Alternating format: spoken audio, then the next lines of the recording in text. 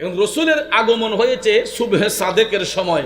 প্রশ্ন হলো, আল্লাহ পাক তো দিনের কোনো একটা সময় রসুলকে পাঠাতে পারতেন, রাতের কোনো একটা সময় রসুলকে পাঠাতে পারতেন, ঠিক কিনা বলেন? তা না করে এই সুবহে সাদেকের সময় আল্লাহ রাব্বুল আলামিন আপন হাবিবকে কেন পাঠাইলেন? গভীর মনোযোগ। গাগটিয়ার বাবাজিরা, আমরা এমন একজন নবীর উম্মত, তিনি নির্দিষ্ট কোনো ব্যক্তির জন্য নয়, শুধু দিনের জন্য সীমাবদ্ধ নয়, রাতের জন্য সীমাবদ্ধ নয়, আমাদের কোনো ব্যক্তির জন্য সীমাবদ্ধ নয়, দুনিয়ার জন্য সীমাবদ্ধ নয়, তিনি কুল কায়নাতের রহমত। এই জন্য আল্লাহ রাব্বুল আলামিন রাহমাতাল লিল আলামিন নবীর শুভাগমন দিয়েছেন সুবহে সাদেকের সময়। কেন? তাফসিরে রুহুল বয়ান প্রমাণ করেছে, রসুলের আগমন যখন হবে, দিন আমার আল্লাহর কাছে অ্যাপ্লিকেশন করেছিল, আল্লাহ রাহমাতাল লিল আলামিন নবীকে আমি দিনের মধ্যে পাঠাও, নূরের নবী পাইয়া আমি দিন ধন্য হতে চাই। রাত আমার আল্লাহর কাছে অ্যাপ্লিকেশন করেছিল, আল্লাহ গো রাহমাতাল লিল আলামিন নবীকে আমি রাতের মধ্যে পাঠাও, নূরের নবী পাইয়া আমি রাত ধন্য হতে চাই। আমার আব্বাজিরা দিন দাবি করে দিনে পাওয়ার জন্য, রাত দাবি করে রাতে নবী পাওয়ার জন্য। এখন আমার আল্লাহ দিনকে খুশি করবেন নাকি রাতকে খুশি করবেন? আল্লাহ রাব্বুল আলামিন ডাক দিয়া কই, ও জিবরাইল, ও জিবরাইল রে, আমার বন্ধুর শুভাগমন নিয়ে দিন রাত তর্ক করতেছে। আল্লাহ কই, জিবরাইল আমি দিনকেও বেজার করতে চাই না, রাতকেও বেজার করতে চাই না। এমন একটা সময়ের মধ্যে আমার বন্ধু নবীর শুভাগমন আমি দিতে চাই, যাতে করে দিনও বেজার না হয়, রাতও বেজার না হয়। এই জন্য আল্লাহ সময়টা বেছে নিলেন সুবহে সাদেক। বাবারে, সুবহে সাদেক ওই সময়টাকে বলা হয় রাতের শেষ, দিনের শুরু। রব্বুল ইজ্জতের আলিশান দরবারে লাখো কোটি শুকর গুজার করার পর প্রিয় নবী সরকারে দো আলম নূরে মুজাসসাম নূরুন আলা নূর নবী মুহাম্মদ রাসূলুল্লাহ সাল্লাল্লাহু তাআলা আলাইহি ওয়াসাল্লামের শানে নাতে মুস্তাফা দুরুদে মুস্তাফা সাল্লাল্লাহু আলাইহি ওয়াসাল্লাম পরিবেশন করে কালামে পাক থেকে ছোট্ট একখানা আয়াতে কারিমা তেলাওয়াত করেছি। আয়াতে কারিমা যদিও ছোট্ট হয়ে থাকে, এর অর্থ ব্যাপক। খুব শর্ট টাইমে মূল অর্থ তাফসিরের ভাষায় কিছু আলোচনা এসেছে, এগুলো উপস্থাপন করে আমরা মিলাদ শরীফ পড়ব, আরেকটু জিকিরের তালিম করে মোনাজাত দিই। আপনাদের জন্য তাবারুকের ব্যবস্থা করা হয়েছে, আলহামদুলিল্লাহ বলেন।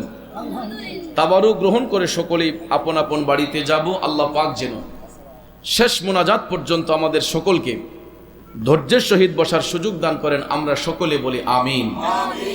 আরেকটু জোরে বলি আমিন।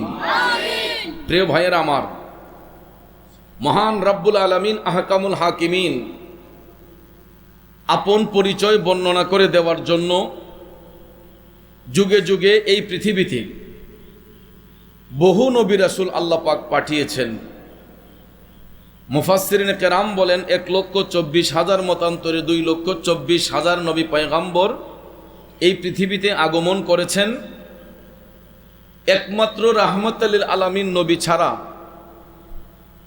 সকল নবীগণকে রাব্বুল আলামিন নির্দিষ্ট সীমাবদ্ধতার মধ্যে প্রেরণ করেছেন। এক একজন নবীকে এক একটা গোত্রের মধ্যে আল্লাহ পাক পাঠিয়েছেন। সারা জাহানের জন্য পাঠান নাই। ঈসা নবী বলেন, মুসা নবী বলেন, আইয়ুব নবী বলেন, দাউদ নবী বলেন, জাকারিয়া নবী বলেন, সুলাইমান নবী বলেন, যত নবী পয়গম্বর তাদেরকে নির্দিষ্ট করে রাব্বুল আলামিন এক একজন নবীকে এক একটা গোত্রের মধ্যে প্রেরণ করেছেন। সকল নবীগণের একটাই মেসেজ ছিল, তারা আল্লাহর পক্ষ থেকে প্রেরিত হয়ে এই সাক্ষীটাই দিয়েছেন, তোমরা পড়ো লা ইলাহা ইল্লাল্লাহ, যে আল্লাহ ছাড়া কোনো মাবুদ নাই। তাদের উম্মতের মধ্যে কেউ বিশ্বাস করত, কেউ কালেমা বিশ্বাস করত না। যারা বিশ্বাস করত তারা যদিও স্বীকার করত লা ইলাহা ইল্লাল্লাহ, মুসার অনুসারীরা বলতো মুসা কালিমুল্লাহ, ঈসা নবীর অনুসারীরা বলতো ঈসা রূহুল্লাহ, ইব্রাহিম নবীর অনুসারীরা বলতো ইব্রাহিম খালিলুল্লাহ। এরকম ভাবে সকল উম্মতরা তাদের নবীর নামেই কালেমা পড়তো, স্বীকার করতো লা ইলাহা ইল্লাল্লাহ, তার নবীর সাথে কালেমা পড়তো। ঈসা রুহুল্লাহ, মুসা কালিমুল্লাহ, ইব্রাহিম খলিলুল্লাহ, আদম সফিউল্লাহ, এরকমভাবে নবীগণের উপাধি ছিল।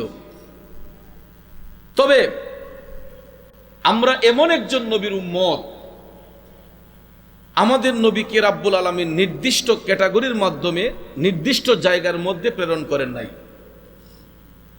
অন্য সকল নবীগণকে নির্দিষ্ট করে এক একজন নবীকে একটা গোত্রে পাঠিয়েছেন, আর রাহমাতাল লিল আলামিন নবীকে রাব্বুল আলামিন দয়া করে মায়া করে নূরের নবীকে আল্লাহ রাব্বুল আলামিন পাঠিয়েছেন রাহমাতাল লিল আলামিন রূপে। আলাম হচ্ছে এক বচন, আলামিন হচ্ছে বহু বচন। আলাম দ্বারা একটা জগৎকে বোঝানো হয়, আর আলামিন দ্বারা আল্লাহর কুল কায়নাতকে বোঝানো হয়। যেমন আল্লাহ পাক হচ্ছেন রাব্বুল আলামিন, গোটা জাহানের পালন কর্তা, শুধু এই জগতের নয়, আল্লাহ হচ্ছেন গোটা জগতের পালন কর্তা।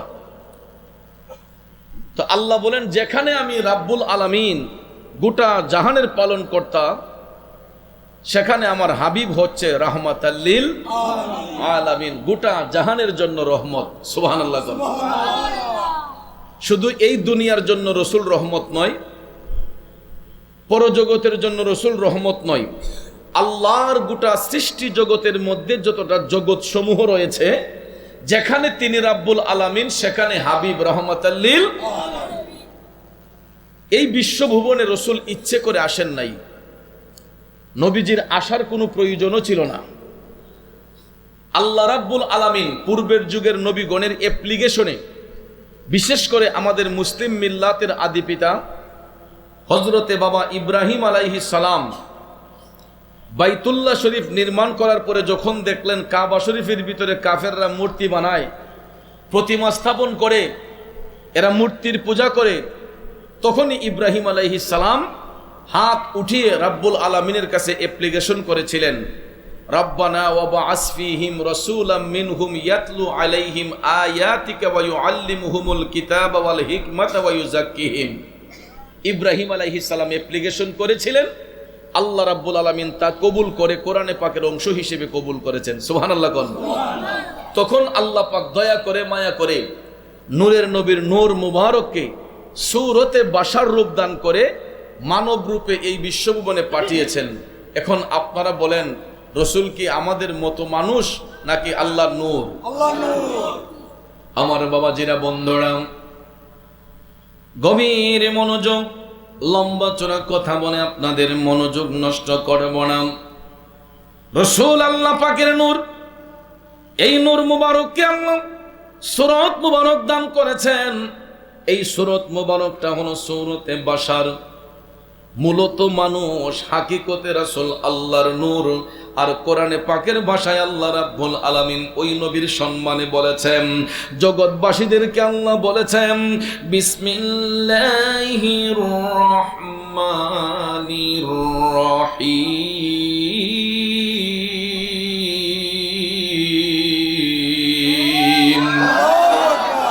قد جاءكم من الله نور وكتاب مبين।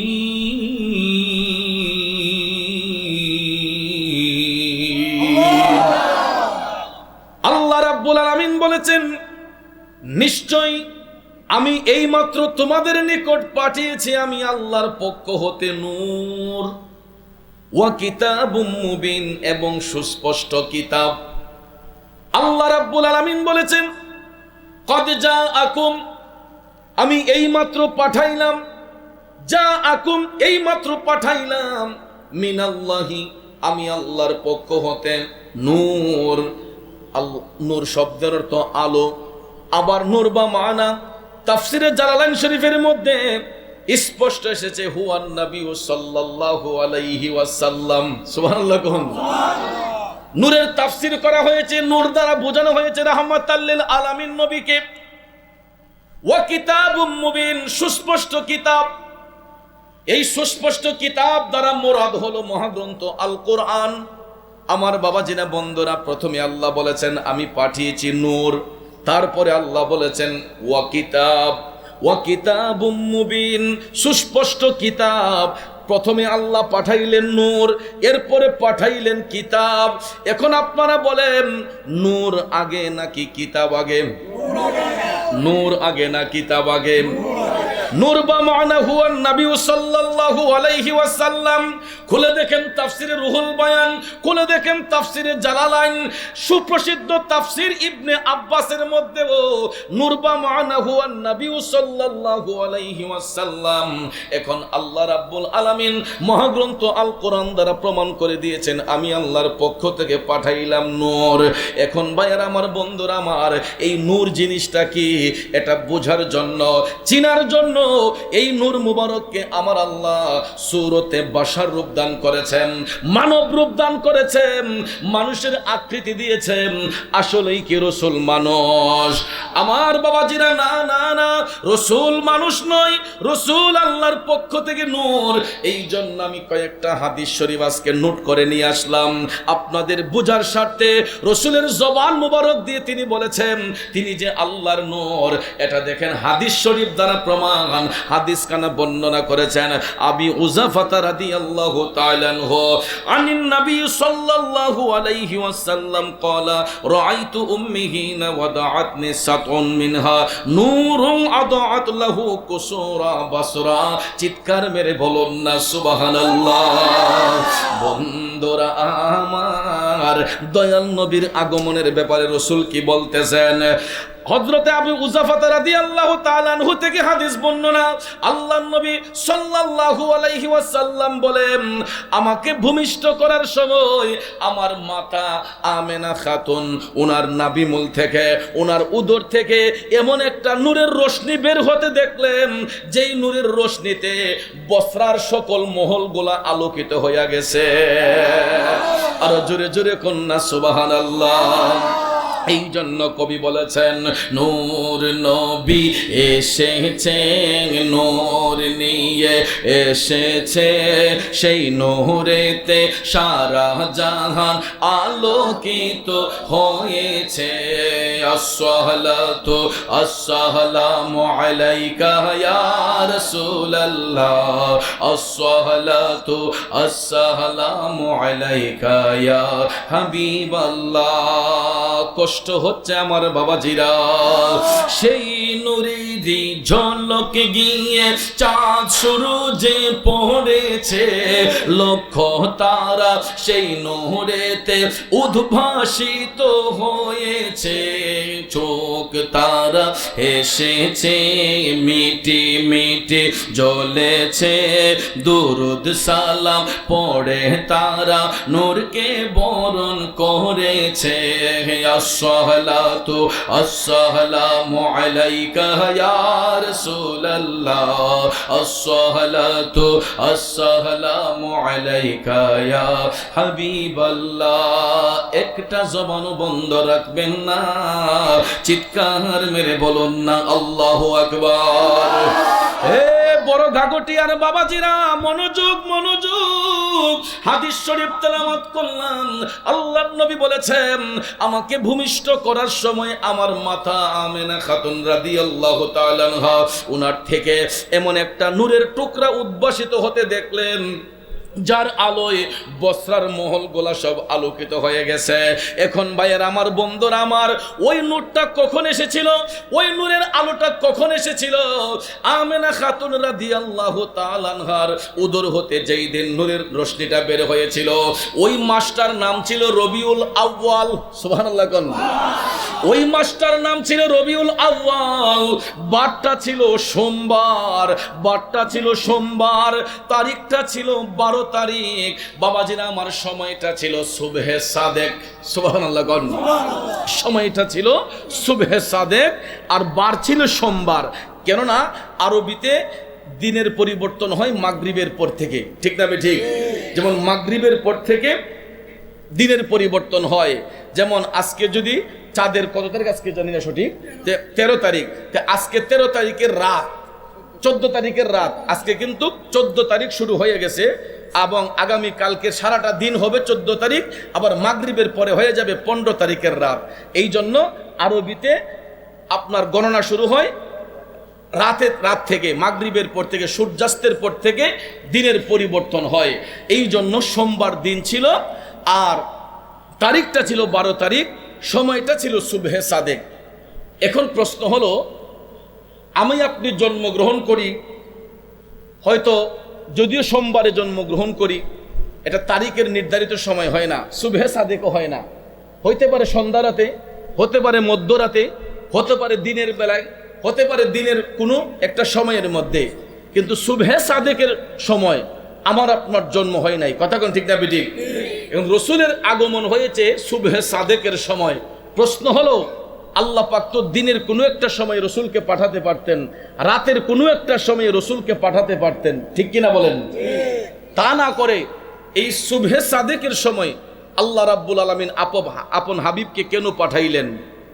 গভীর মনোযোগ। গাগটিয়ার বাবাজিরা, আমরা এমন একজন নবীর উম্মত,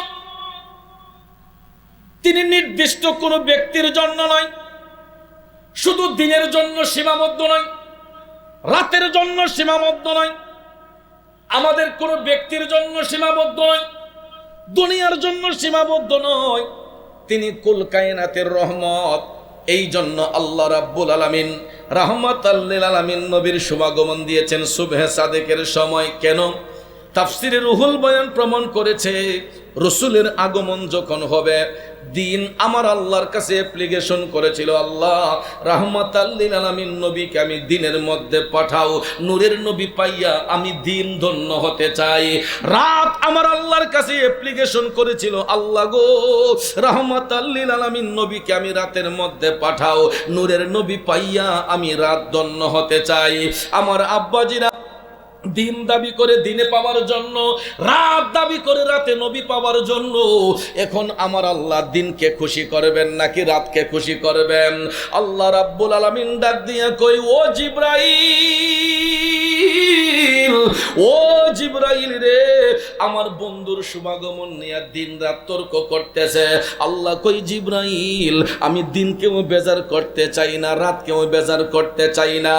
এমন একটা সময়ের মধ্যে আমার বন্ধু নবীর শুভাগমন আমি দিতে চাই, যাতে করে দিনও বেজার না হয়, রাতও বেজার না হয়। এই জন্য আল্লাহ সময়টা বেছে নিলেন সুবহে সাদেক। বাবারে, সুবহে সাদেক ওই সময়টাকে বলা হয় রাতের শেষ, দিনের শুরু। রাত শেষ হয়ে যাবে, দিন শুরু হবে, রাত শেষ হয়ে যাবে, দিন শুরু হবে। এই মধ্যবর্তী সময়ে আল্লাহ রাব্বুল আলামিন মা আমেনা খাতুন রাদিয়াল্লাহু তাআলা আনহার উদর মোবারক হতে মক্কা নগরীতে রিসালতের এমন এক নূরের প্রদীপ আল্লাহ বিকশিত করে দিলেন, যেই নূরের পাওয়ারে শুধু বসরার মহল কেন, আল্লাহর গোটা তামাম জাহান চিরকালের জন্য আলোকিত হয়ে গেছে। কিয়ামত পর্যন্ত ওই নবীর নূরের আলোয় আলোকিত থাকবে। কথা বলেন ঠিক না বিঠে? এই জন্য আমি অধম গুনাহগার লিখেছিলাম, শ্রেষ্ঠ নিয়ামতের মাঝে শ্রেষ্ঠ নবী মুহাম্মদ, কুল কায়নাতেরি মাঝে মোদের নবী রহমত, কুল কায়নাতেরি মাঝে মোদের নবী রহমত। ঠিক কিনা বলেন? এখন এখানে আরেকটা জিনিস ক্লিয়ারের জন্য আপনাদেরকে বলতে চাই, আমি আপনি দুনিয়ার মধ্যে জন্মগ্রহণ করেছি উলঙ্গ হইয়া, আর রসুল পৃথিবীতে শুভাগমন করেছেন জান্নাতি পোশাক পরিয়া। এটা কিভাবে দেখেন? আরো ডিফারেন্স। আমি আপনি ভূমিষ্ঠ হওয়ার সময় মাথাটা থাকে আসমানের দিকে, আর আমার মায়ার নবী সিজদা অবনত হয়ে এসেছিলেন। সুবহানাল্লাহ কোন। সিজারের মাধ্যমে হোক, নরমাল ডেলিভারি হোক, দাইমাকে জিজ্ঞেস করবেন, ডাক্তার সাহেবকে জিজ্ঞেস করবেন, মায়ের গর্ভ হতে বাচ্চা যখন প্রসব করে খালাসি হওয়ার সময় দাইমা বাচ্চাটা যখন বের করা হয়, ওই বাচ্চার মাথাটা থাকে উপর দিকে, কোন দিকে? তার মাথাটা থাকে আসমানের দিকে, শরীরের মধ্যে কোনো কাপড় থাকে না, উলঙ্গ হইয়া হোক ছেলে সন্তান হোক মেয়ে সন্তান আসার পরে একজন আমরা বাচ্চাদের লজ্জাস্থানের দিকে দেখতে পারি এটা ছেলে না মেয়ে, কথা কোন ঠিক কিনা? কারণ সে অবুঝ শিশু মাসুম বাচ্চা মার গর্ভ থেকে যখন ভূমিষ্ঠ হয় কোনো কাপড় পরে আসে না, উলঙ্গ হয়ে আসে, আমরা দেখতে পারি এটা ছেলে নাকি মেয়ে, কথা কোন ঠিক কিনা? কিন্তু আমার ভাইয়েরা বন্ধুরাও, মায়ার নবী দয়ার নবী আম্মা জান আমেনা খাতুন রাদিয়াল্লাহু তাআলা আনহার উদর মোবারকের মধ্যে গর্ভের মধ্যে ছিলেন। আম্মা জান আমেনা খাতুন রাদিয়াল্লাহু তাআলা আনহা বলেন যে আমি কোনোদিন বুঝতেই পারি নাই আমার গর্ভে কোনো সন্তান আছে বলে। সুবহানাল্লাহ। প্রেগন্যান্সির ব্যথা কি জিনিস আমার দেশের মা বোনরা বুঝতে পারে। আমেনা খাতুন রাদিয়াল্লাহু তাআলা আনহা বলেন আমার গর্ভে যে রাহমাতাল লিল আলামিন এসেছে, সন্তান আছে, আমি আমেনা কোনোদিন টেরি পাই নাই, কিন্তু রবিউল আউয়াল শরীফের 12 তারিখ সুবহে সাদিক সোমবারে আমার নাভিমূল থেকে এমন একটা নূরের রশ্মি বের হতে দেখেছি যার আলোয় বস্ত্রার মহলগুলা সব আলোকিত হয়ে গেছে। বাবাজিরা আমার, বন্ধুরা আমার, আমি আপনি উলঙ্গ হইয়া দুনিয়াতে আসি, আমাদের মাথাটা থাকে আসমানের দিকে, আমি আপনি কান্না করে দুনিয়াতে আসি, আর রাসূল শুভাগমন করেছেন জান্নাতি পোশাক পরিয়া নূর উদ্ভাসিত হওয়ার পরে এটাকে আল্লাহ সূরত মুবারক দান করেছেন, সূরতে বাশার। এই মানব রূপে আয়েশা রাসূল সিজদাবনত হইয়া আমার নবী কান্না করেছেন, ইয়া রাব্বি হাবলি উম্মতি, ইয়া রাব্বি হাবলি উম্মতি। এই জন্য কবি বলেছেন আল্লাহর দরবারে নবী সিজদায় পড়িয়া গুনাহগার উম্মতকে দাও মাফ করিয়া। আল্লাহর দরবারে নবী সিজদায় পড়িয়া গুনাহগার উম্মতকে দাও মাফ করিয়া। রব্বি হাবলি বলে নবী, রব্বি হাবলি বলে নবী কাঁদেন উম্মতের মায়ায়, নবী কাঁদেন মদিনায় আজ উম্মতের মায়ায়, নবী কাঁদেন মদিনায় আজ উম্মতের মায়ায়। দুরুদ পড়ে সবাই, দুরুদ পড়ে সবাই, নবীকে সালাম জানাই, কাঁদেন নবী এই আজো উম্মতের মায়ায়, নবী কান্দের মদিনায় আজো উম্মতের মায়ায়। একটা জবানও বন্ধ রাখবেন না, জবান খুলে উচ্চস্বরে বলুন না ইয়া রাসূলুল্লাহ। জগতের বন্ধুরা রে, ও বড় গাগটিয়ার মুরব্বী বাবাজিরা গো, আমার সম্মানিত মা বোনরা যারা শুনছেন, এখন বুঝতে পারছেন তো নবীর আগমন এবং আমাদের জন্মের মধ্যে ব্যবধানটা কেমন। এখন আসুন আরেকটু অবাক হয়ে যাবেন, মায়ার নবী দয়ার নবী কিভাবে আমাদের থেকে ব্যতিক্রম। মায়ের আমার সৃষ্টির কোন বস্তুর সঙ্গে নবীজির তুলনা হবে না। এটার আরেকটা জ্বলন্ত প্রমাণ হলো আমার আপনার ঔরসে বাচ্চা জন্মগ্রহণ করলে, আমরা যখন বাচ্চাদের বয়স যখন 7 কিংবা 8 বছর হয়, তখন ছেলে বাচ্চা হলে দেখবেন আমরা তার সুন্নতে খতনার অনুষ্ঠান করি, মুসলমানের অনুষ্ঠান করি, কথা কোন ঠিক কিনা? বাচ্চার সুন্নত কাজ করানো হয়, কথা কোন ঠিক কিনা? তার লিঙ্গের মধ্যে কাটতে হবে, তাকে সুন্নত করাতে হবে, খতনা করাতে হবে, এটা তো সুন্নতে খতনা, কথা বলেন ঠিক কিনা? আমরা অনুষ্ঠানের মাধ্যমে সুন্নতে খতনার অনুষ্ঠান করি, মুসলমানের অনুষ্ঠান করি। তো বাচ্চার যখন মুসলমানে হয়, হোক সেটা ছেলে বাচ্চা, ডাক্তার সাহেবের নজরে পড়ে না কি? যারা উপস্থিত থাকে ওই বাচ্চার লজ্জাস্থানটা আমাদের নজরে পড়ে না? অনেক সময় ফানি টসা বানলে আমরা কই দিই রে লঙ্গিটা একটু উড়াসান, উড়াইলে পরে তাকে দেখি তার এটার কি অবস্থা, কথা কোন ঠিক না? নেবানল পাউডার দেই, অনেক কিছু পাউডার দেই, ওষুধ বাকর দেই, দিলে পরে একজন না আরেকজনের চোখে পড়ে। আমরা দুনিয়াতে আসার পরে আমাদের সুন্নতে খতনার অনুষ্ঠান হয়, কিন্তু রসুলের বেলায় এটা ব্যতিক্রম। হাদিস শরীফ, এটা তাবরানী শরীফের হাদিস, খুব মনোযোগ। عن أنس رضي الله تعالى عنه عن النبي صلى الله عليه وسلم قال মিন কারামাতি আলা রাব্বি ইন্নী ওয়ালাদাতু মাখতুনান ওয়া লাম ইয়ারাউ আহাদু সাউতি। চিৎকার মেরে বলুন না সুবহানাল্লাহ। দেখেন হাদিস শরীফ পড়তে কত মজা। আল্লাহর হযরতে আনাস রাদিয়াল্লাহু তাআলা আনহু থেকে হাদিস বর্ণনা, তিনি বলেন রাসূল করিম সাল্লাল্লাহু আলাইহি ওয়াসাল্লাম বলেছেন যে আমি আমার রবের নিকট এতই সম্মানিত, আমার রব তাআলা আমি রাসূলকে খতনাকৃত অবস্থায় দুনিয়াতে পাঠাইছেন, সুবহানাল্লাহ, এবং আমার লজ্জাস্থান দেখা পৃথিবীবাসীর জন্য আল্লাহ হারাম করে দিয়েছেন। আরো জোরে কন্যা সুবহানাল্লাহ। রাসূল বলেছেন আমি আমার মওলা পাকের নিকট এতই সম্মানিত, আমার মওলা পাক আমাকে খতনাকৃত অবস্থায় দুনিয়াতে পাঠিয়েছেন এবং আমার লজ্জাস্থানকে দেখা পৃথিবীবাসীর জন্য আল্লাহ তাআলা হারাম করে দিয়েছেন। এটা তাবরানী শরীফের মধ্যে সহিহ সনদে হাদিস কানে এসেছে। এখন চিন্তা করে দেখেন ভাইয়েরা, এই হাদিস শরীফের হাসিয়ার মধ্যে আমি পরে দেখেছি আল্লাহর হাবিবের লজ্জাস্থান মোবারক রাসূল নিজে পর্যন্ত কোনোদিন দেখেন নাই। সুবহানাল্লাহ।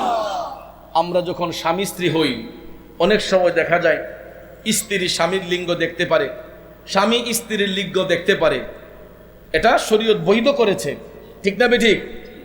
স্বামী লজ্জাস্থান দেখতে পারে স্ত্রীর, স্ত্রী স্বামীর লজ্জাস্থান দেখতে পারে, তাকাতে পারে, শরীয়তের কোনো নিষেধ নাই। কিন্তু আল্লাহর হাবিব সাল্লাল্লাহু আলাইহি ওয়াসাল্লাম এই বিশ্বভূমনে শুভাগমন করার পরে রাসূল করিম সাল্লাল্লাহু আলাইহি ওয়াসাল্লামের 11 জন বিবি ছিলেন যিনারা আমাদের মা উম্মুল মুমিনিন, সুবহানাল্লাহ বলেন।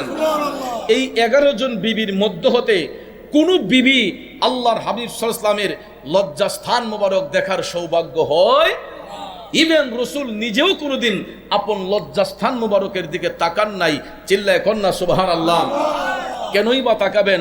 কারণ রাসূলের আপাদ মস্তক মোবারকই তো নূরুন আলা নূর, ওনার পেশাব মোবারক নূর, পায়খানা মোবারক নূর, হাত মোবারক নূর, পাও মোবারক নূর, রক্ত মোবারক নূর, পশম মোবারক নূর, আপাদ মস্তক মোবারক নূরুন আলা নূর, যার উজ্জ্বল প্রমাণ কাদ জাআকুম মিনাল্লাহি নূর। আল্লাহ বলেন আমি আল্লাহর পক্ষ থেকে তোমাদের নিকট পাঠিয়েছি নূর। নূর বা মানা হুয়া নবী সাল্লাল্লাহু আলাইহি ওয়াসাল্লাম। এই নূর মুবারককে আল্লাহ পাক সূরত মুবারক দান করেছেন, সূরতে বাশার, দেখতে মানুষ, আসলে মানুষ নয়, তিনি হাকিকতে আল্লাহর নূর। কথা কোন ঠিক না বেঠে?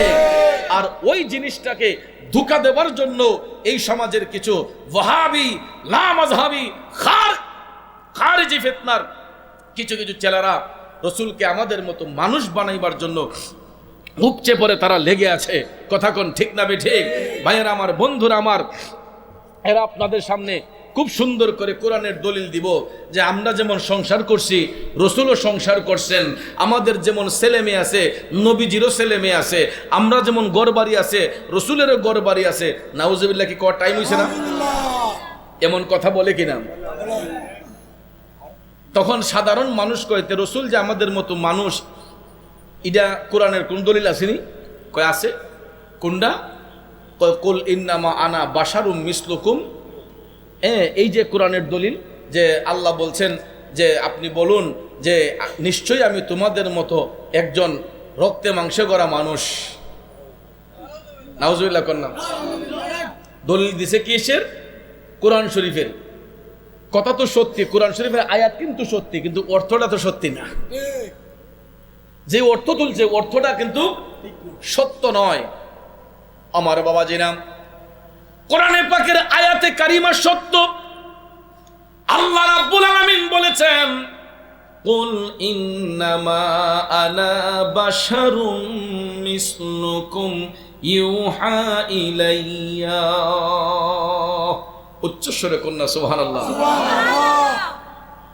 কথা কিন্তু সত্য যে আপনি বলুন মূলত আমি তোমাদের মতোই একজন, তবে আমার নিকট ওহী আসে, তোমাদের নিকট আসে না। এটা আয়াতে কারিমার অর্থটা হলো এটা। আপনাদের কি বুঝতে অসুবিধা হচ্ছে?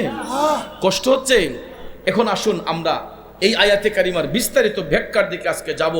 ওয়াহাবিরা যে আমাদেরকে ধোঁকা দিতে চায়, আমাদেরকে বলে যে রাসূল আমাদের মতো মানুষ, রক্তে মাংসে করা মানুষ, এটা যে তারা বলে, আসলে তাদের কথা এটা চাপাবাজি। এটা আজকে ভুলটা ভাঙতে হবে আমাদের, কষ্ট হবে আপনাদের। এখন দেখেন, কুলের ফাইল হচ্ছেন আল্লাহর হাবিব সাল্লাল্লাহু আলাইহি ওয়াসাল্লাম। বক্তব্যটা যদি আল্লাহ পাকের ডাইরেক্ট হইতো আল্লাহ যদি নিজে বলতেন তাহলে এখানে কুল শব্দটা ব্যবহার হইতো না। রসুলকে মানুষ বলতে আল্লাহ পাকও লজ্জাবোধ করেন। সুবহানাল্লাহ কন্যা। নবীজিরে মানুষ বলতে আল্লাহরও লজ্জাবোধ হয়, যেই কারণে আল্লাহ পাকের ইচ্ছে এটা ছিল না। আল্লাহ কয়, হাবিব আপনারে মানুষ বলা এটা আমি আল্লাহ পারবো না, কুল আপনি বলেন। আল্লাহ বলেন কি যে কুল আপনি বলেন। কুলের ফাইল হচ্ছেন আল্লাহর হাবিব। যারা গ্রামার বুঝেন তারা বুঝবেন, উলামায়ে কেরাম, যে কুলের ফাইল হচ্ছেন আল্লাহর হাবিব। আল্লাহ বলছেন যে হাবিব আপনি বলেন। কি বলেন? ইন্নামা আনা বাশারুম মিসলুকুম, মূলত আমি তোমাদের মতোই একজন মানুষ। সুবহানাল্লাহ কইতেন না? মূলত আমি তোমাদের মতো একজন। এখন উলামায়ে কেরাম যারা আছেন আপনারা বলতে পারবেন, হুজুর ইন্নার অর্থ তো সারা জীবন হলাম নিশ্চয়ই, তা আপনি যে এখানে মূলত কইলেন ইন্না শব্দের তো নিশ্চয়ই, আপনি মূলত বললেন কেন? এই মূলত যে বলছি কারণ হলো যে বক্তব্যটা যদি আল্লাহ পাকের সরাসরি হইতো তাইলে ইন্নার অর্থ এখানে নিশ্চয়ই হইতো। যেহেতু আল্লাহ পাকের ইচ্ছা নয়, আল্লাহ পাক বলছেন যে হাবিব আপনি বলেন, নবীকে দিয়ে আল্লাহ বলাইছেন, আল্লাহ ইচ্ছা নয়, এই জন্য এখানে ইন্নার অর্থ নিশ্চয়ই হবে না, হবে মূলত। কি হবে? মূলত। ইন্নামা আনা বাশারুম মিসলুকুম, যে মূলত আমি তোমাদের মতোই একজন মানুষ। আসলে কি আমাদের মতো না, মূলত কি মূলত, মূলত এক জিনিস আর নিশ্চয়ই এক জিনিস। মূলত এক জিনিস, নিশ্চয়ই আর এক জিনিস। মূলত একটা ফুল, আসলে কি ফুল? এটা দেখতে ফুলের মতো, আসলে ফুল না। আমার ভাইয়েরাম, মূলতই রাসূল মানুষ কেন? নিশ্চয় বাদ দিলাম, মূলতই রসুলকে মানুষ বলা হইল কেন? আর রসুল এটা কেনই বা বলতে চাইলেন মূলত আমি তোমাদের মতো একজন মানুষ? ওই জিনিসটাও ক্লিয়ার করতে হবে, মূলতই রসুল মানুষ কেন। আব্বারে, পৃথিবীতে আমার আল্লাহ 1,24,000 মতান্তরে 2,24,000 নবী রাসূল প্রেরণ করেছেন, এবং সব নবীগণকে আমার আল্লাহ মুজেজা সহকারে প্রেরণ করছেন। নবীগণ মুজেজার অধিকারী। কিসের অধিকারী? মুজেজার অধিকারী। যেমন ঈসা আলাইহিস সালামকে আল্লাহ পাক মুজেজা দান করছেন। ঈসা নবীর মুজেজা কি? প্রথম মুজেজা হলো উনি পিতাবিহীন মা মারিয়াম আলাইহিস সালামের গর্ভ হতে পৃথিবীতে আদিষ্ট হয়েছেন, আবির্ভাব হয়েছে। পিতাবিহীন দুনিয়াতে একজন নবীর আগমন হয়েছে, উনি হচ্ছেন হযরতে ঈসা রূহুল্লাহ। সুবহানাল্লাহ বলবেন না?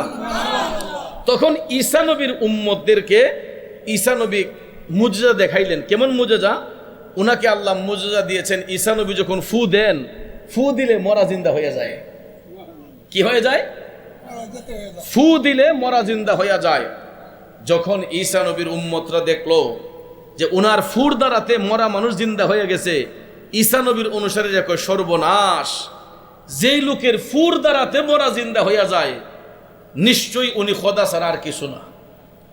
নাউজুবিল্লাহ কোন রে, খোদা যদি না হয় তাইলে খোদার ফুত হইব, আল্লাহ যদি না হয় তাইলে আল্লাহর ছেলে হইব।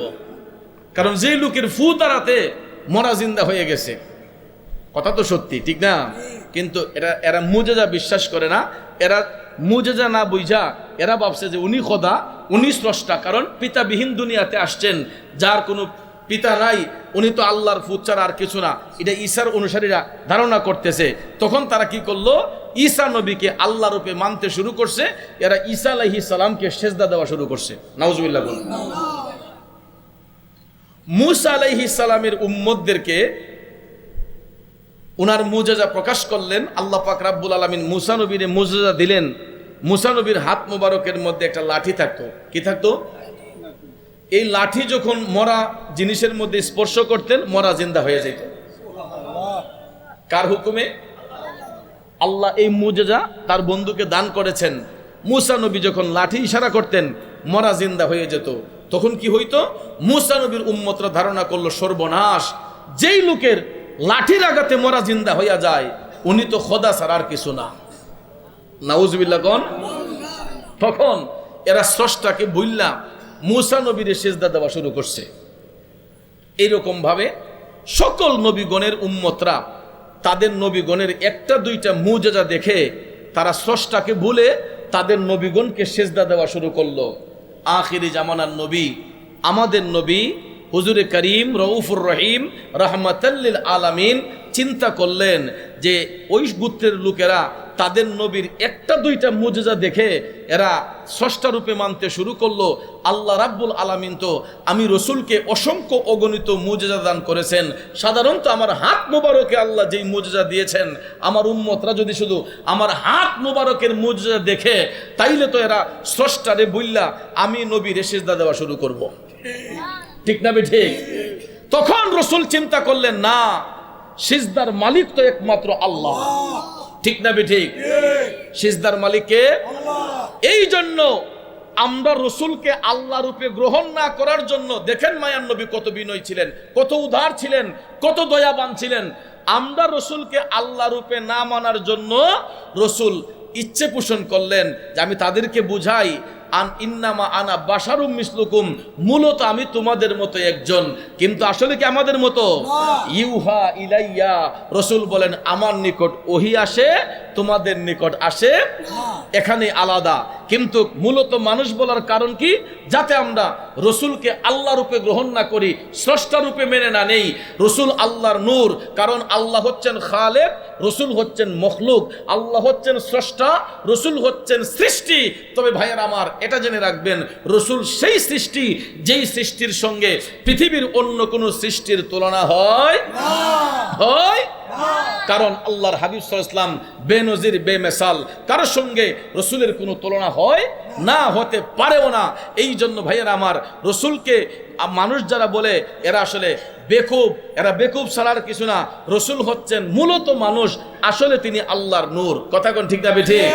আর এই মূলত মানুষ বলার কারণ হলো আমরা যদি রসুলকে স্রষ্টা রূপে গ্রহণ না করি, আমরা রসুলকে যদি নবী হিসেবেই তাজিম করি, শ্রদ্ধা করি, আল্লাহর ইবাদত করি, নবীর মহব্বত অন্তরে রাখতে পারি, এই জন্য রসুল উম্মতকে শিক্ষা দিয়েছেন আনা বাশারুম মিসলুকুম, মূলত আমি তোমাদের মতো একজন।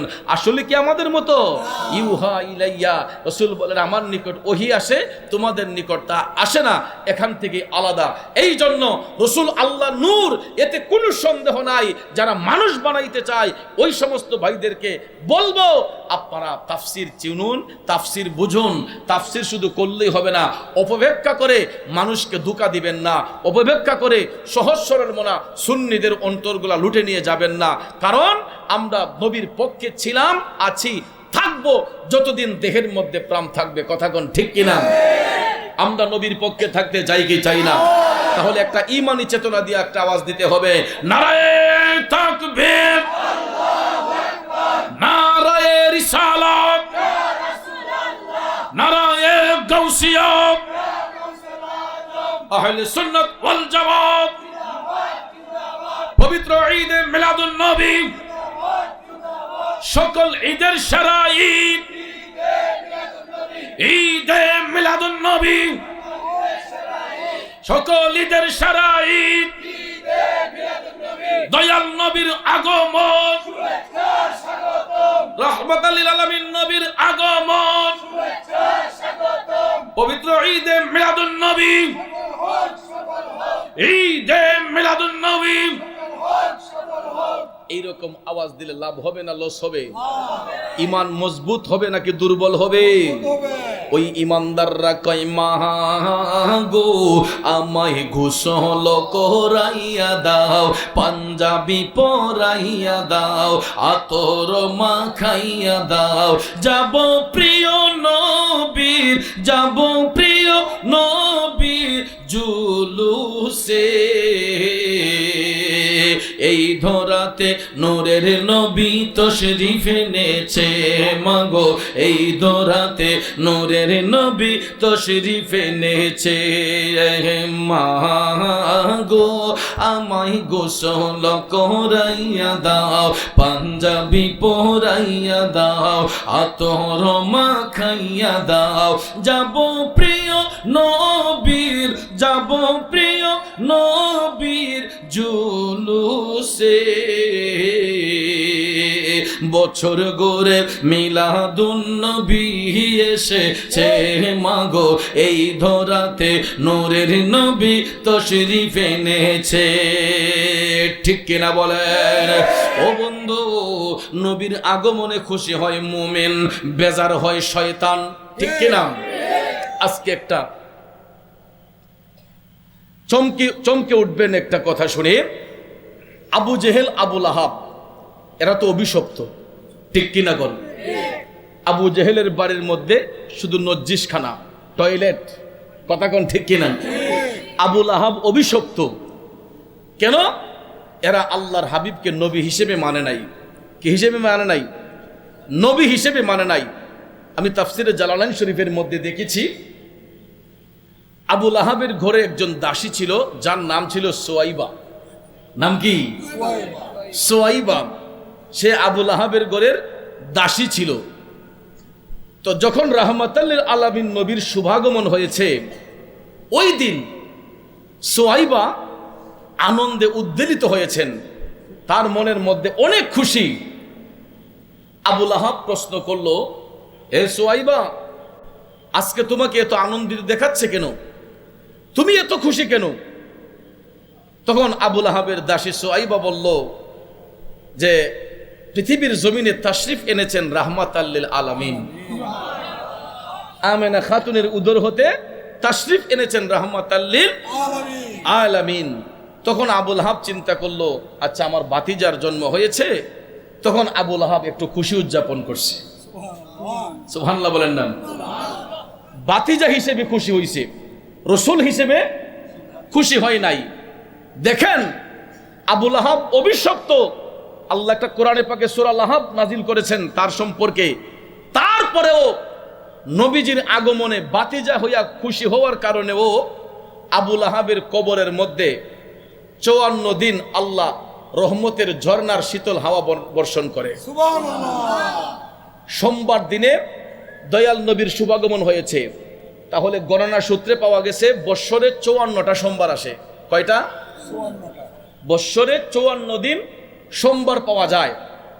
এই 54 দিন, যেই দিন রসুল দুনিয়াতে এসেছিলেন সোমবারে, এই সোমবারের মহব্বতে আবু লাহাব যে ওই দিন একটু খুশি হয়েছিল রসুল আগমন করেছেন, এর কারণে 54 দিন যেই দিন সোমবার আসে, আবু লাহাবের শাহাদত আঙ্গুলটা একটু নড়াচড়া করে, আবু লাহাবের তর্জনীটা একটু নড়াচড়া করে, এবং ওই তর্জনী থেকে একটা জান্নাতের শীতল হাওয়া বের হয়ে আসে।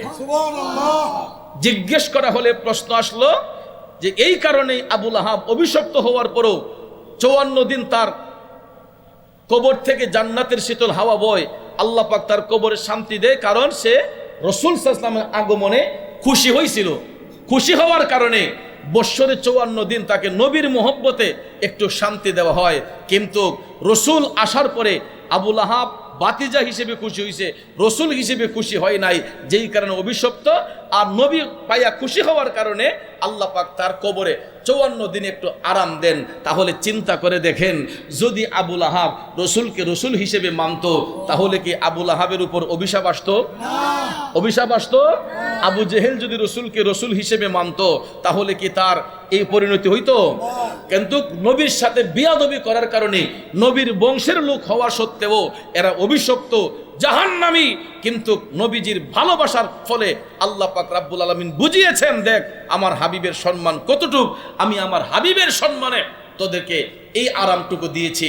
তাহলে যদি পরিপূর্ণভাবে মানতে, তাহলে কেমন নাই আরাম হতো।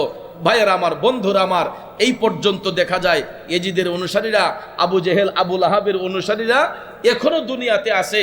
এরা অনেকে রসুলকে মানে ঠিক, কিন্তু রসুলের আগমনকে মানে না। ঠিক না ঠিক?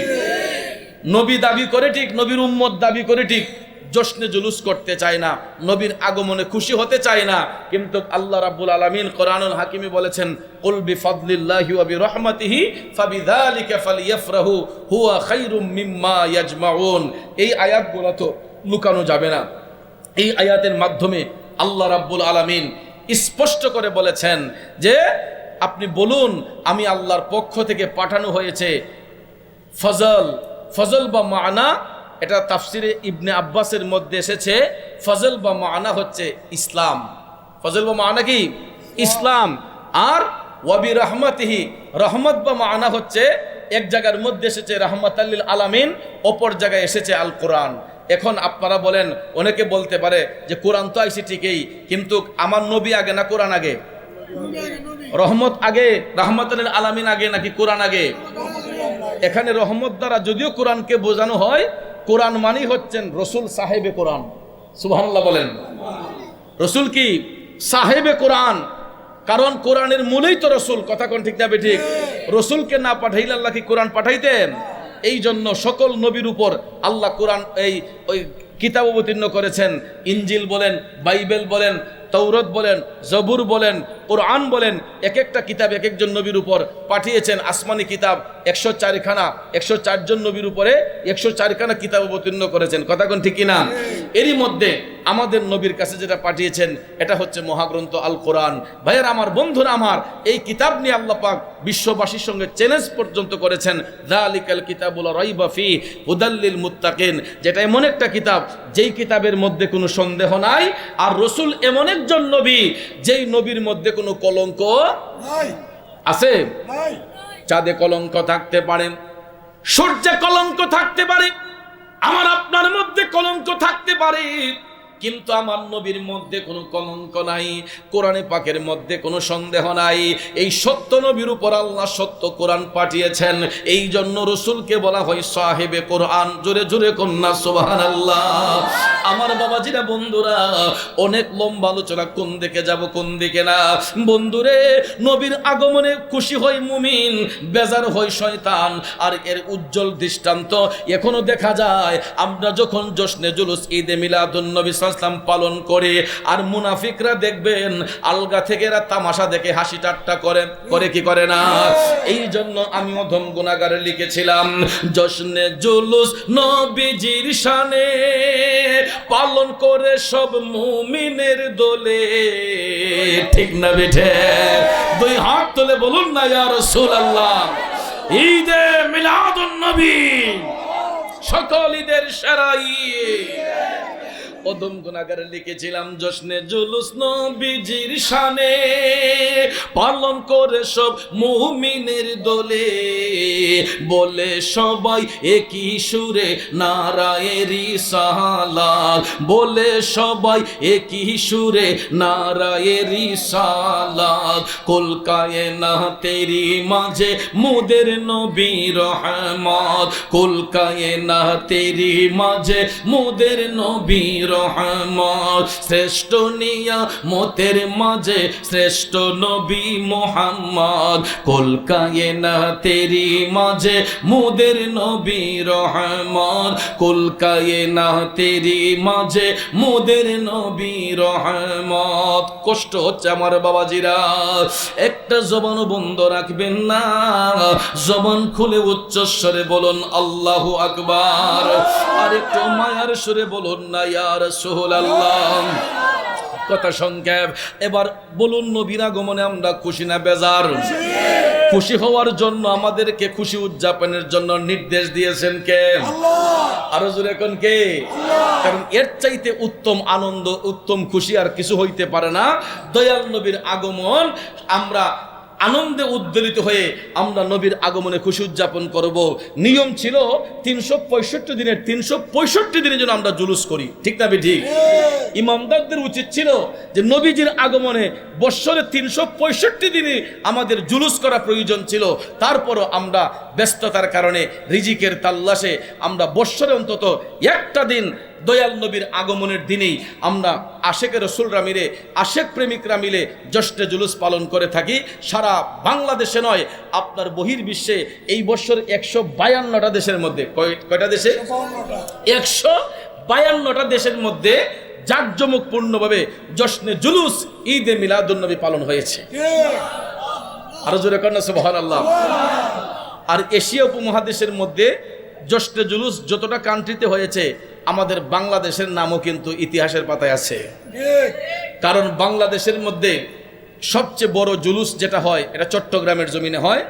আমার হুজুর কেবলা আল্লামা তাহির সামাদ্দা জিল্লাহুল আলিয়ার সদারতে বর্তমানে চট্টগ্রামের যে জুলুসটা হয়, তারপরে দ্বিতীয় জুলুসটা হয় ইসলামিক ফ্রন্ট বাংলাদেশের মান্যবর চেয়ারম্যান আউলাদ রসুল আবেদ সাল মাদানির বংশের উত্তরসূরি আমাদের সকলের শ্রদ্ধাভাজন আল্লামা সৈয়দ বাহাদুর শাহ মুজাদ্দিদি আল আবেদি মদ্দাজিল্লাহুল আলিয়ার সদারতে নারায়ণগঞ্জের জমিনে দ্বিতীয় বৃহত্তর জুলুসটা হয়।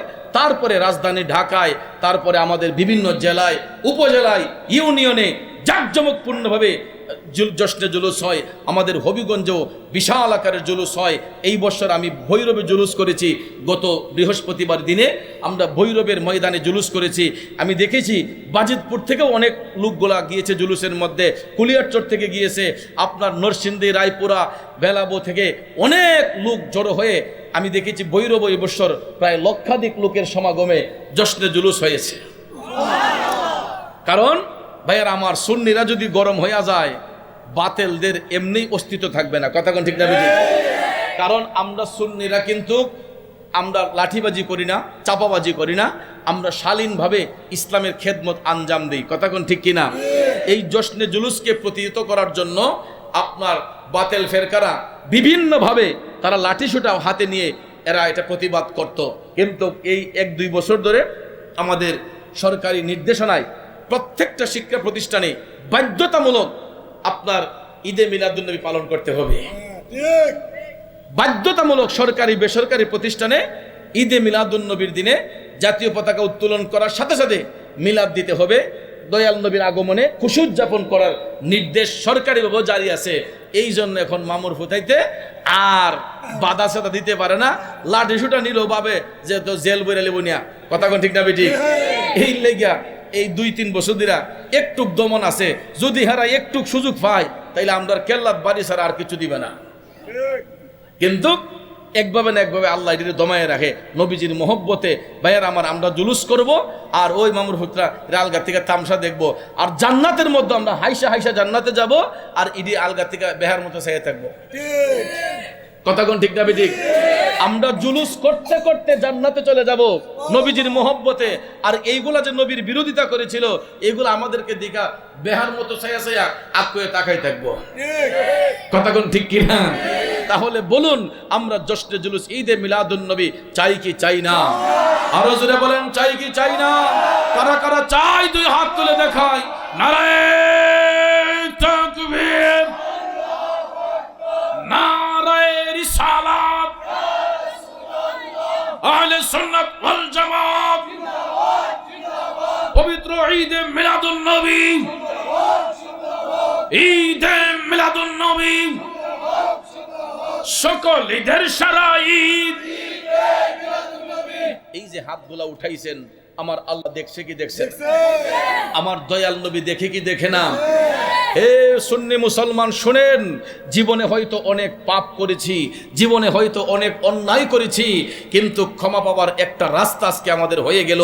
আল্লাহর দরবারে হাসরের ময়দানে বলতে পারবো, আল্লাহ গো, আমি জীবনে যদিও পাপ করে থাকি, বড় ঘাগটিয়ায় সুন্নি মাহফিলে বৈশা হাত উঠিয়ে জশ্নে জুলুস ঈদে মিলাদুন নবীর মহব্বতে স্লোগান দিয়েছিলাম, নারায়ে তাকবীরের স্লোগান দিয়েছিলাম, রিসালাতের স্লোগান দিয়েছিলাম, ঈদে মিলাদুন নবী সাল্লাল্লাহু আলাইহি ওয়াসাল্লামের স্লোগান দিয়েছিলাম।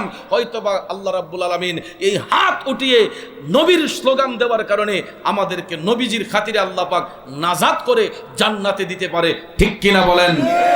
কারণ আবু বকর সিদ্দিক রাদিয়াল্লাহু তাআলা আনহু তিনি ইসলাম ধর্ম এমনি কবুল করেন নাই। তিনি কিছু কিছু সিমটমের মাধ্যমে কিছু কিছু জিনিস চোখের সামনে দেখেছেন, দেখার পরে ইমানকে মজবুত করে কালেমা পরে নবীর গোলামিতে মশগুল হইয়া আবু বকর সিদ্দিক রাদিয়াল্লাহু তাআলা আনহু এখন পর্যন্ত নবীজির পাশে শুয়ে শুয়ে আরাম করছেন। কথা কোন ঠিক কিনা? এটা একমাত্র হুব্বে মোস্তফার প্রেম, ইশকে মোস্তফার প্রেম অন্তরে রাখার কারণে। তাহলে আমরা নবী ভালোবাসা চাই কি চাই না? আমি অধম গুনাহগার প্রায় সময় এটা গাই। মা বাবা আত্মীয় স্বজন স্ত্রী পুত্র সন্তান গণ সবার চাইতে নবীজি আপন। ঠিক কিনা? নবীজিকে জানের চাইতে অধিক ভালো না বাসিলে হাদিসে কয় তাহারি মান্না আই গো মুমিন ভাই। ভাই নবী বিনে আপন কেহ নাই, নবী বিনে দরদি কেউ না আই গো মুমিন ভাই, নবী বিনে আপন কেহ নাই, নবী বিনে দরদি কেউ না আই গো মুমিন ভাই, নবী বিনে আপন কেহ। কষ্ট হচ্ছে আপনাদের? বাবাজিরা আমার, বন্ধুরা আমার, আবু বকর সিদ্দিক রাদিয়াল্লাহু তাআলা আনহুর কথা বলেছিলাম। এটা জামিউল মুজিজাত কিতাবের মধ্যে আমি দেখলাম আবু বকর সিদ্দিক তিনি মক্কা শরীফ থেকে যখন সিরিয়ার দিকে যখন যাচ্ছেন বাণিজ্যিক সফরে, মরুভূমি দিয়ে যখন তিনি হাঁটতেছেন, হাঁটতে হাঁটতে হঠাৎ করে আবু বকর গরমের তীব্র তাপে অতিষ্ঠ হয়ে উনি দেখতে পাইলেন যে একটা বটবৃক্ষ দেখা যায়। ওই বটবৃক্ষের ছায়ার নিচে একটু আরাম করার জন্য বিধর্মী আবু বকর সেই বটবৃক্ষের ছায়ার নিচে গিয়ে বসলেন। গাছ কিন্তু আমাদেরকে ছায়া দেয়, ঠিক না বেঠিক? হিন্দু, বৌদ্ধ, মুসলমান দেখবেন কোনো ভেদাভেদ নেই। গরমের তাপ থেকে বাঁচার জন্য আমরা খোলা আকাশের নিচে যখন হাঁটি, প্রায় সময় দেখবেন যাই ও ওই গাছের তলে গিয়ে বই, গাছের তলে একটু বাতাস বেশি থাকে, আমরা গাছের তলে গিয়া অবস্থান করি, করি না? গাছ আমাদেরকে ছায়া দেয়। এই ভাইয়ের আমার, সবুজ গাছের পাতাগুলো আল্লাহর জিকির করে, আমরা মানুষ হয়ে আল্লাহর জিকির করি না, কিন্তু গাছের পাতায় পাতায় আল্লাহর জিকির আছে। কারণ আমাদের যেমন জীবন আছে, গাছের মধ্যে কিন্তু প্রাণ আছে, আছে না? প্রত্যেকটা জীব, প্রত্যেকটা সৃষ্টি আল্লাহর ইবাদত করে। যদি আমরা চর্মচোখ দিয়ে দেখা সম্ভব হয় না, বোঝা সম্ভব হয় না, দেখতে পাই কিন্তু বুঝতে পারি না, কিন্তু গাছ যদি কথা বলতো, আমরা যে পাপ করি, যে অন্যায় করি, গাছ হয়ে আমরা মেরে লিলে। এরপরও তো মাঝে মাঝে গাছের মাধ্যমে আল্লাহ মারেন আমরা রে। রাস্তা দিয়ে চলতেছেন, জোর বৃষ্টি হইতেছে, হঠাৎ দেখা যায় গাড়ির উপরে গাছ ফিরে গেছে। অনেক সময় দেখা যায় ঘরের মাঝে ঘুমাইছেন, বেদবি করছেন, আল্লাহ গাছ রে দিয়া কয়ে তুই তার গরর চপ দিয়ে ফর। গাছ ঘরের মাঝে ফরে, মানুষ তো মনে করে আরে গাছ ফিরা মরছে, কিন্তু গাছটা যে কিভাবে ফরছে, বাতাসে পড়ছে, জিজ্ঞেস করে না বাতাসটা দিল কে? আল্লাহ। আমরা তো মনে করি গাছটা ফিরে গেছে হুদুদি, না, ফালাইছে কে? আল্লাহ। বাতাসে পড়ছে, বাতাসটা আইলো কই থেকে? বাতাসটা দিছে কে? আল্লাহ। বাতাসের আবিষ্কারক কে? বাতাসের সৃষ্টিকর্তা কে? এগুলা জিজ্ঞেস করলে প্রশ্ন চলে আসে। সব কিছুর মালিক আল্লাহ, কিন্তু মাঝে মাঝে আল্লাহ আমাদেরকে গাছের তলে ফেলায় মারে, গাড়ির তলে ফেলায় মারে, বিভিন্ন ঘরের তলে ফেলায় মারে। এক একটা মানুষের এক একভাবে আল্লাহ মৃত্যু দান করে। আল্লাহ বুঝায় যে দেখ, তোরা যত বাহাদুরি করস না কেরে, আমি আল্লাহ ইচ্ছে করলে সব কিছু করতে পারি। অনেকে 5 তালা 7 তালার মাঝে ঘুমায়, কিন্তু দেখা যায় প্রায় সময় ভূমিকম্প আই বললে একবারে 7 তালা দস্যা যারা যারা আসিল সব একদম ফিনিশ। আবার গাছতলার মধ্যে থাকতেছে, আল্লাহ দেখা যায় তারও খুব আরামে এসে রেখে দিছে। এই জন্য ভাইয়ের আমার, আল্লাহর প্রত্যেকটা সৃষ্টির নিয়ামতের শুকরিয়া আদায় করতে হবে। আবু বকর সিদ্দিক এই বটবৃক্ষ দেখে একটু ছায়ার মধ্যে বসার জন্য বটবৃক্ষের কাছে গিয়ে বসলেন। এটা কিতাব দ্বারা প্রমাণ, হাদিস শরীফ। কিন্তু আবু বকর সিদ্দিক, কষ্ট হইতেছে আপনাদের? খারাপ লাগতেছে? শরীরটা খুব খারাপ। আমার গত 3 দিন ধরে জুলুস, কসবা, হবিগঞ্জে, ভৈরবে 3 জায়গায় জুলুস, আবার প্রতি রাত্রে মাহফিল। আজকে যে আমি মাহফিল করতে পারবো আমি ভাবছি না। আমি সকালে কালকে রাত্রে মাহফিল করছি নবীনগর কইরা, এই গনিশা রহমতুল্লাহ মাজার জিয়ারত করে আপনার ওই কোম্পানিগঞ্জ গুইরা ব্রাহ্মণবাড়িয়া বিশ্ব রোড আইসি পরে ভোর রাত 4টা বাজে। এরপরে ভাবলাম ফজরের নামাজটা ভৈরবপুর আইসা এমন ফরা পড়ছি, আইয়া পরে জামাত তো পাইলামই না, গাড়ির মাঝে এমন জাম লাগছে, আশুগঞ্জের মাঝে ব্রিজের মাঝে প্রায় 2 ঘন্টা জামে ঘুরে রয়েছি। সকাল 6:30 বাজে ভৈরব আসছি, আইসা নামাজ তাড়াতাড়ি পড়লাম, পইরা একটু ঘুমাইছি, ঘুমাই আবার জুম্মা ফরাইতে হয়, জুম্মা চলে গেছি। জুম্মার নামাজ পড়া বিভিন্ন জায়গাতে লোক আসে, দেখা কইরা এরপরে আইয়া কটা খাইছি, খাইয়া আর শরীরের ব্যালেন্স রাখতে পারি নাই। আজকে আমার কোনোদিন এরকম হয় নাই। আজকে আমার আসর এবং মাগরিব কাজা হয়ে গেছে। আমি আল্লাহর কাছে তওবা করেছি এবং কাজা আদায় করেছি। আসর এবং মাগরিব আমার কাজা হয়েছে। আমি যে ঘুমাইছি, আমি মানে দিন দুনিয়া খবর নাই, শরীর একদম অচেতনের মতো হয়ে গেছে, অজ্ঞানের মতো হয়ে গেছি। তারপরে অক্লান্ত আমি ঘুম থেকে উঠে দেখি আমার মোবাইলের মধ্যে হঠাৎ করে বটবৃক্ষের পাতাগুলা বাতাসে নড়াচড়া করছে। আবু বকর সিদ্দিক ওনার নাকের মধ্যে ঘ্রাণ পাইলেন, সুগন্ধ আসতেছে, এত সুন্দর খুশবু আসতেছে। আবু বকর সিদ্দিক বলেন, জীবনে কোনোদিন তো এত সুন্দর খুশবু আমার নাকের মধ্যে লাগে নাই। কোত্থেকে ঘ্রাণ আসতেছে? বটবৃক্ষ থেকে তো এত সুন্দর খুশবু আসার কথা নয়, কোন জায়গা থেকে এত সুন্দর খুশবু আসতেছে? বাতাসে গুলা ডালাগুলা নড়তেছে। হঠাৎ করে একটা বটবৃক্ষের ডালা আবু বকর সিদ্দিকের চোখের সামনে আসলো। তখন আবু বকর ইসলাম গ্রহণ করেন নাই। বটবৃক্ষের ডালা একটা আবু বকর সিদ্দিকের চোখের সামনে আসলো। আল্লাহ রাব্বুল আলামিন ওই ডালার জবান খুলে দিলেন। বটবৃক্ষের ডালা থেকে কথা আসতেছে, আবু বকর তোমার নাকের মধ্যে যে সুগন্ধটা পাচ্ছ, তোমার সামনে তাকাইয়া দেখো একটা বাগান দেখা যাচ্ছে। ওই ফুলের বাগানের ভিতরে গিয়া দেখো হরেক রঙের ফুল ফুটে আছে। এই ফুলগুলা থেকে সুগন্ধ বাতাসে তোমার নাকের মধ্যে আনতেছে। তিনি অবাক হয়ে গেলেন, কিরে গাছ কথা বলে কেমনে? কোনো মানুষ দেখি না, বৃক্ষ কথা বলে কেমনে? কারণ আল্লাহ যদি চায় বৃক্ষ পর্যন্ত কথা বলতে পারে, ঠিক না ঠিক? সাধারণত দেখবেন আমরা তো মানুষ, আমাদের অনেকের ঘরে ময়না পাখি পালি না? শালিক পাখি পালি, ময়না পাখি পালি। ময়না দেখবেন মানুষ যেরকম কথা বলে, ময়নার জবান থেকে এরকম কথা চলে আসে। হুকুম কার? যদি আমরা ময়নার লালন পালন করি, ময়না পাখি পাললে দেখবেন এটা অনেক সময় সালাম কালামও শিক্ষালায়, বাইসাব ডাকে, আফা ডাকে, কাকা ডাকে, মুফতি সাহেব ডাকে। এই ভৈরবে আমার এক ছেলে আব্দুর রফ মিয়া, সুন্নি টিভির মালিক, এবার গরু ময়না পাখিতে আমি একদিন ঘরে গেছি। যাবার পরে কোনো মানুষ ঘরে নাই, এই ডাকতাছে, রব মিয়া মেম আনাইছে, রব মিয়া মেম আনাইছে। আরে মানুষ নাই, মেহমান এলো কেডা কইতাছে? এটা একটু কাপড় দিয়ে ঘুরে রাখছি নি, ডাকতাছে, রব মিয়া মেহমান আইছে, রব মিয়া মেহমান আইছে। আমি কিরে কেডা কইতাছে রে মেহমান আইছে রে? হঠাৎ করে তাকাই দেখি ময়না পাখি কইতাছে। ময়না পাখি মানুষের গলা দিয়ে কইতাছে, রব মিয়া মেহমান আইছে, মেহমান আইছে। আই হায় হায়, চিন্তা করলাম যে একটা পাখি এটা আকাশ উড়ে বেড়াবে, কিন্তু ওই পাখিটাও আল্লাহর হুকুমে কথা বলতে পারে মানব কণ্ঠে, ঠিক না ঠিক? ভাইয়ারা আমার, বন্ধুরা আমার, পাখি যদি কথা বলতে পারে, গাছ কথা বলবে, এটা অস্বাভাবিক কিছু নয়। আল্লাহ চাইলে বৃক্ষের জবান থেকেও কথা আসতে পারে। বটবৃক্ষের ডালাটা আবু বকর সিদ্দিকের চোখের সামনে আইসা ডাক দিয়া কইতাছে, আবু বকর তোমার সামনে যেই ফুলের বাগান দেখা যায়, ওই বাগানে গিয়ে দেখো অনেক রঙের ফুল ফুটে আছে। ওই ফুলগুলা থেকে সুগন্ধ বাতাসে তোমার কানে আনতেছে। আবু বকর বটবৃক্ষের ডালার কথা শুই না, তিনি হাইটা গো এই জঙ্গলার মধ্যে গিয়া ফুলের বাগানে দেখতেছেন কিছু কিছু কালো গোলাপের মধ্যে সাদা অক্ষর দিয়া লেখা, লা ইলাহা ইল্লাল্লাহু মুহাম্মাদুর রাসূলুল্লাহ সাল্লাল্লাহু আলাইহি সাল্লাম। ভাইয়ের আমার, কালো গোলাপের পাতার মধ্যে সাদা অক্ষর দিয়ে লেখা আছে, লা ইলাহা ইল্লাল্লাহু মুহাম্মাদুর রাসূলুল্লাহ সাল্লাল্লাহু আলাইহি সাল্লাম।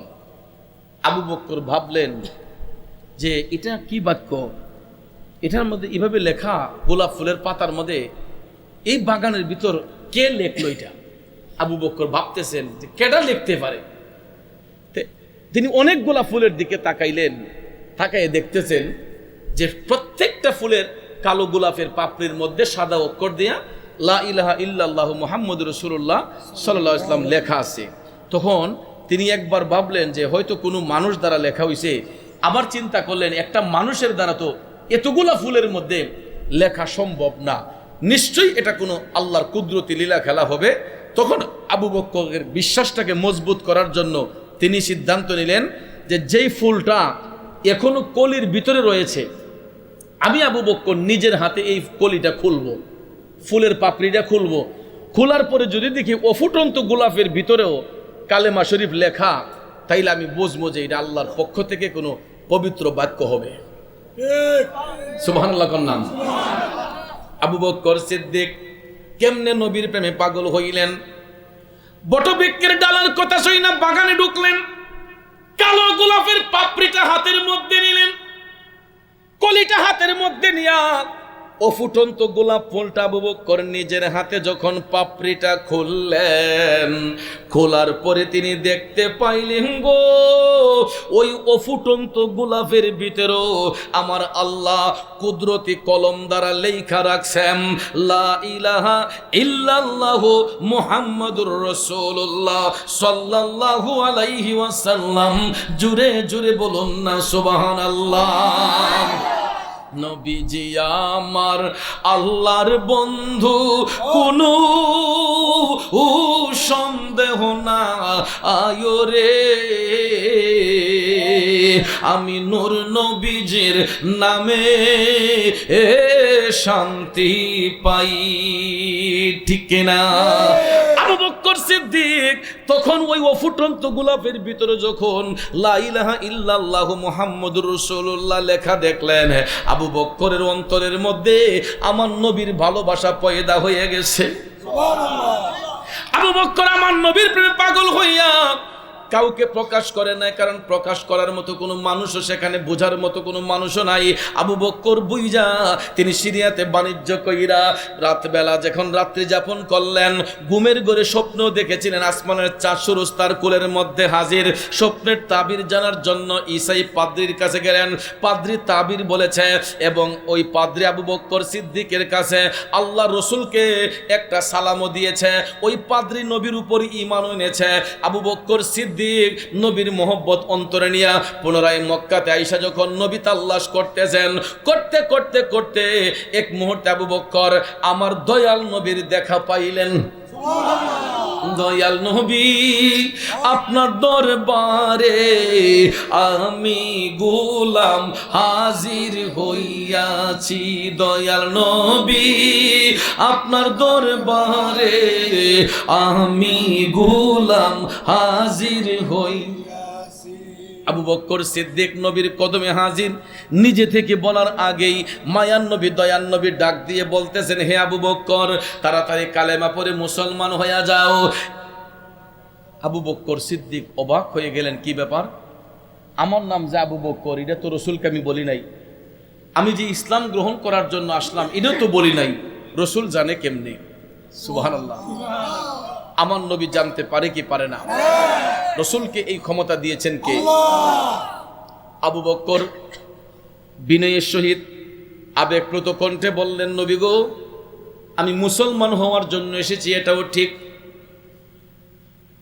আমার নাম যে আবু বকর এটাও ঠিক, কিন্তু নবী গো আমি শুনেছি নবীগণ মুজিজার অধিকারী। ইসলাম গ্রহণ করার আগে যদি আমাকে আপনার মুজিজার কোনো একটি নিদর্শন দেখাইতেন, আমি ইসলাম গ্রহণ করে শান্তি পাইতাম। সিদ্দিক আকবর নবীজির মুজিজা মোবারক দেখতে চাইলেন। আল্লাহ নবী বললেন, আবু বকর মুজিজা যদি দেখতে হয় তাইলে শোনো, তুমি যখন মক্কা ছেড়ে সিরিয়ার দিকে রওনা হইছিলা, তুমি বটবৃক্ষের ছায়ার নিচে বসেছিলা। বটবৃক্ষের ডালা তোমাকে বলেছিল ফুলের বাগানের কথা, ফুলের পাপড়ির মধ্যে সাদা অক্ষর দ্বারা কালেমা লেখা দেখছো। তারপরে তুমি ঈসাই পাদ্রির কাছে গিয়া স্বপ্নের ঘটনা খুলে বলছো চাঁদ সূরজ তোমার কলেজে হাজির হয়েছে। তারপরে ওই পাদ্রি আমি নবীর উপর ঈমান এনেছে, মুসলমান হয়েছে, তোমার মাধ্যমে আমি নবীর একটা সালামও দিছে। হে আবু বকর আর কি মুজিজা দেখাতে হবে? আবু বকর তো অবাক, আরে নবী জানে কেমনে? আমি স্বপ্নে দেখেছি, এটা রসুল জানে কেমনে? আমি বটবৃক্ষের ছায়ার নিচে বসেছি, তখনও তো রসুল উপস্থিত ছিলেন না, উনি জানে কেমনে? আমি যে ফুলের কাছের মধ্যে গেলাম, পাপড়ির মধ্যে কালেমা লেখা দেখলাম, এটাও তো তখন রসুল উপস্থিত ছিলেন না, উনি জানে কেমনে? আমার রসুল জানতে পারে কি পারে না? আমরা হয়তো রসুলকে দেখি না, কিন্তু রসুল আমাদেরকে দেখেন, এই বিশ্বাস আছে না নাই? কথা বলেন, আছে না নাই?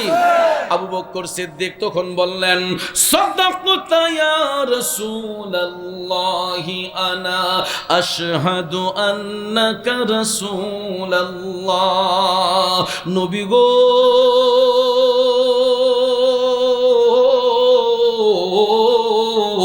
আপনি সত্য বলেছেন, আপনি যে সত্যিকারের আল্লাহর নবী এর মাঝে আর কোনো সন্দেহ নাই।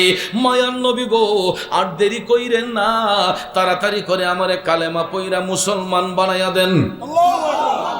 আল্লাহর হাবিব সাল্লাল্লাহু আলাইহি ওয়াসাল্লাম বললেন, আবু বকর তুমি পড়ো লা ইলাহা ইল্লাল্লাহু মুহাম্মাদুর রাসূলুল্লাহ সাল্লাল্লাহু আলাইহি ওয়াসাল্লাম। সিদ্দিক আকবর কালেমা পড়ে মুসলমান হয়ে গেলেন। শুধুই কি তাই না, মুসলমান হওয়ার সাথে সাথে আবু বকর সিদ্দিক তিনি বললেন, আমার বলতে আমার আর কিছু নাই। ওনার জান মাল অর্থ সম্পদ যা কিছু ছিল সব কিছু দয়াল নবীর কদমে উৎসর্গ করে দিলেন।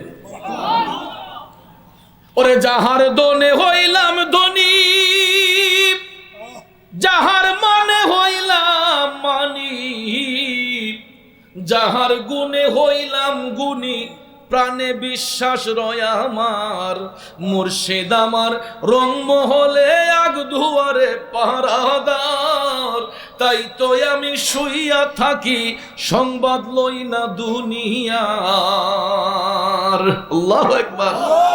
সিদ্দিক আকবরের মনের কথা হলো যে আমার বলতে তো আর আমার আর কিছু নাই, যেহেতু আমি দয়ালের চরণে ডুবেই গেলাম, আমি আমার মুর্শিদ প্রেমে ফানাওই হয়ে গেলাম, আমার বলতে আমার আর কিছু নাই।